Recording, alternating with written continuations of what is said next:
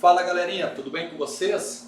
Bom, vamos dar uma pausa no conceito aí desses setores de forma geral, porque nada melhor do que agora para vocês poderem compreender um pouco mais em relação à funcionalidade dos componentes que envolvem os setores de forma gerais.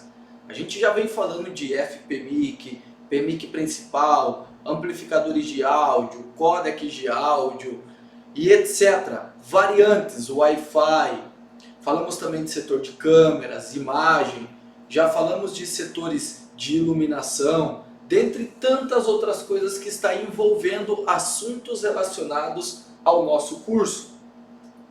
Agora a gente precisa passar a compreender os componentes que podem alterar o funcionamento também desses setores. Os capacitores, diodo Zener, diodo TVS, resistores, de uma forma um pouco mais a funda, porque afinal, não adianta de nada a gente somente saber medir o que está descrito no esquema elétrico e não entender o funcionamento desses componentes, enfim, né?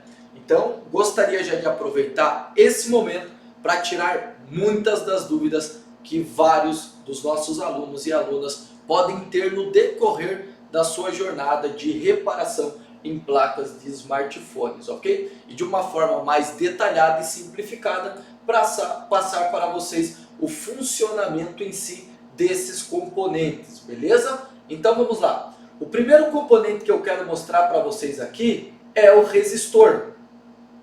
A gente fala-se muito em resistores.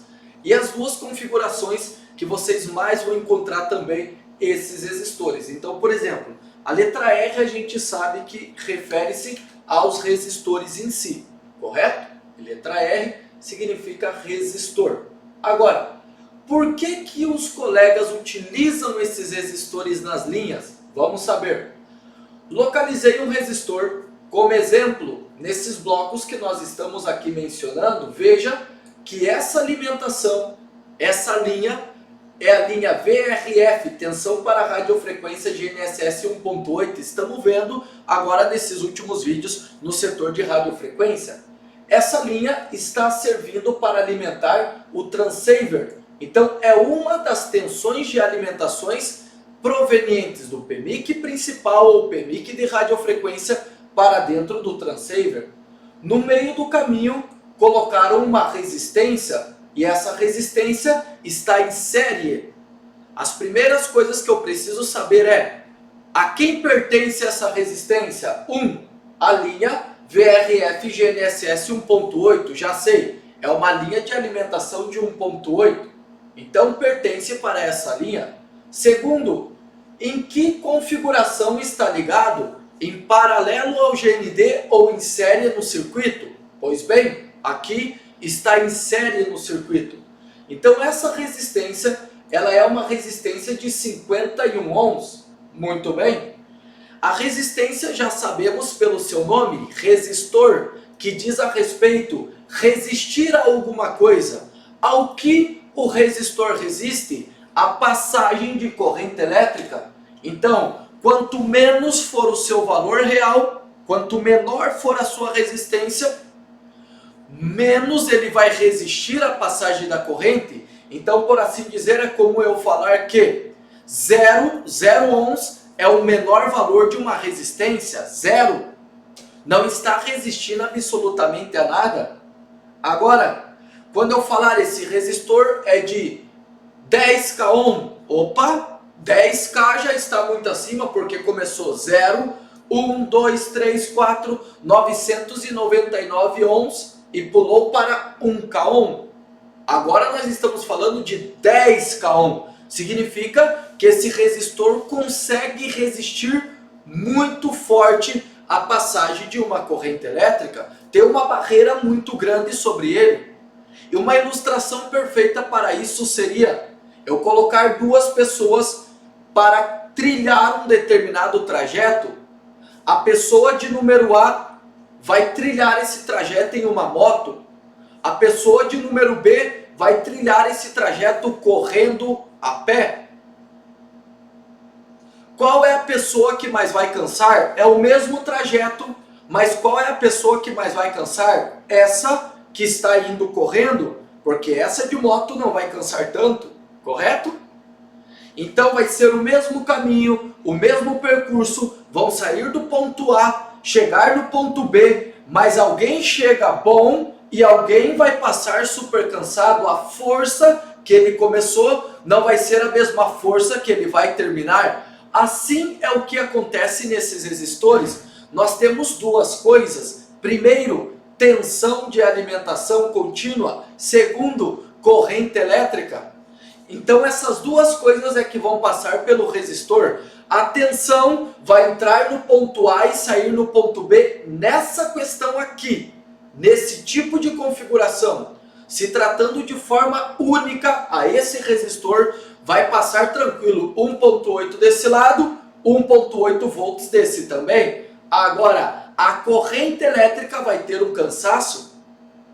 Então o mesmo grau da corrente que tinha na entrada não vai ter na saída, que tinha no ponto A, não vai ter no ponto B, porque está limitando a passagem de corrente elétrica. E para que isso? Simplesmente para que essa carga não queime quem está à frente. Quem está à frente? Transceiver. Se o transceiver recebe uma carga descontrolada, já se morre, se mata, se danifica. Então a resistência serve para quê? Para tentar fazer com que os circuitos integrados não sofram em um curto-circuito, recebendo uma corrente elétrica agressiva, porque eles estão ali para limitar a passagem da corrente elétrica. Beleza? Então vamos tratar de fazer essa anotação. Vamos chamar aqui Python. Porque essas são as últimas informações que vamos ver em relação ao trabalho desses componentes aqui no nosso treinamento.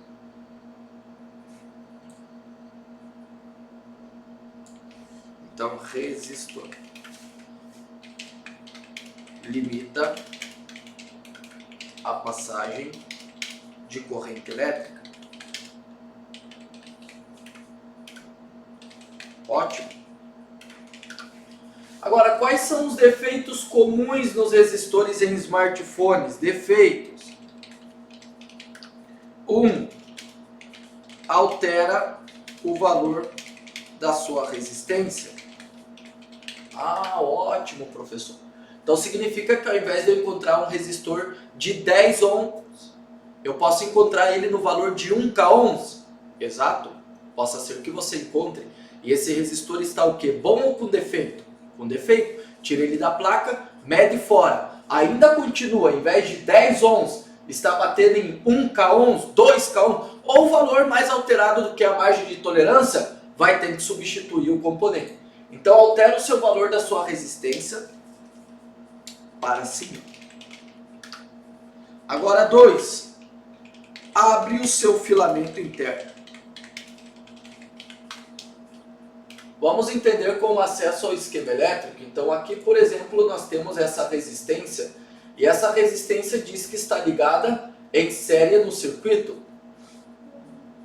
E essa resistência pertence para uma linha de 1.8. Pulsei o power, surgiu 1.8 volts, passa por essa bobina.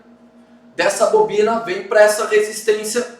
Dessa resistência 1.8 volts desse lado, 1.8 desse. Me vai alimentar algum bloco específico do próprio transceiver. Se essa resistência alterar o seu valor, ao invés de 51 ohms, subir para 10k ohms, 2.2k, 3k ohms, 5k, o que alterar para cima, o que é que vai acontecer? Vai começar a limitar de uma forma mais grave a passagem da corrente elétrica. Logo, se passa a limitar mais forte a passagem da corrente elétrica, o que acontece com o transceiver? Falta alimentação. Se falta alimento para esse transceiver trabalhar, já ele não trabalha. E não é por falha do transceiver, não é por falha da 1.8, não é por falha da bobina que está na linha, é por falha de uma resistência que ao invés de ser de 51, agora alterou o seu valor para cima. Joia? Então isso pode acontecer. Pegue um multímetro, coloque na escala ohm, meçam essa resistência. Se não encontram esse valor, substitua ela, garantam a medição fora da placa. Mediu, continua alterado, troca ela que vai ser sucesso. Posso trocar essa resistência por um jumper. Se fosse para ser um jumper, teria um jumper. Se é uma resistência, pega outra resistência de uma outra placa espelho ou de qualquer outra placa que seja de 51 ohms, solde aqui e tudo volta a funcionar. Não falamos de jampear esse componente tendo 1 milhão de resistência nas outras placas. Aí não vai ser porque está faltando resistor e sim preguiça nossa de querer encontrar um resistor de 51 ohms. Não tenho esquema elétrico da outra placa, professor. Tira o resistor ou mede na placa, vai procurando resistência, resistência, tum, que vai encontrar e vai tratar de soldar por aqui, beleza? Agora, verifiquei, o valor não está alterado. Joia, essa resistência está bom e a falha não é por ela. Porém, outra falha típica dos resistores, abrir o seu filamento interno. Se essa resistência abre o filamento interno, de um lado nós vamos encontrar quanto? 1.8 volts. Do outro lado, nada, abriu o filamento interno. Agora nós temos um problema com esse resistor, sim, fazer a sua substituição. Porque se eu vou com o multímetro na escala 1 e vou medir esse resistor e fica OL, significa que ele está aberto. E se está aberto, tem que fazer a substituição, porque não passa tensão e corrente elétrica para alimentar o transceiver. Então, primeiro, resistor na linha de alimentação de 1.8 está servindo para limitar, de fato, a passagem de corrente elétrica, para que essa corrente não chegue agressiva e queime o circuito integrado que está à frente. Vocês também vão encontrar resistores nas linhas de barramentos de controle, como exemplo, barramento de controle I2C. Vocês vão localizar bastante resistências por lá. Vamos identificar aqui no esquema elétrico. Então, por exemplo, temos aqui essas linhas que estão escrito IF, underline, PMIC, underline, SCL, 1P8. E nessas linhas nós vamos ter as interligações comumente de várias resistências. Então vejam, barramento de controle, etc. Vamos pegar esse daqui do touchscreen como exemplo. Essas resistências têm um nome. E o nome da configuração dessas resistências é chamado de POAP. Então vamos lá. Resistências POAP. O que significa essas resistências POAP? Irão manter um nível lógico alto. Ou vou simplificar para vocês, irão manter um nível de tensão alto. Neste caso, em I2C, manter a 1.8 volts.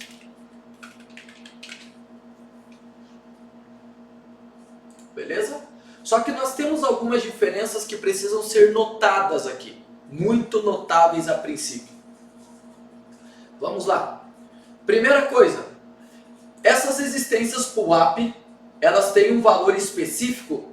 A maior parte delas vocês vão encontrar em 2.2, não significa que vai ser todas 2.2K. Pode mudar? Pode, depende da estrutura do dispositivo. Porém, quando vocês notarem essas resistências em série interligadas em algumas linhas de barramentos de controle, elas estão aqui conhecidas como resistências POAP. Esse resistor, por exemplo, R4029 é de 2.2K ohm, R4032 de 2.2K ohm. Verifiquem que as resistências POAP precisam receber uma determinada tensão, seja qual ela for. Então, exemplo, essa daqui está recebendo uma tensão de 1.8, que é proveniente de quem, professor? Simples, é proveniente do VDD LCD 1P8, tensão ajustada por alguém para display de cristal líquido de 1.8, e essa mesma compartilha para as resistências POAP que pertence para touchscreen.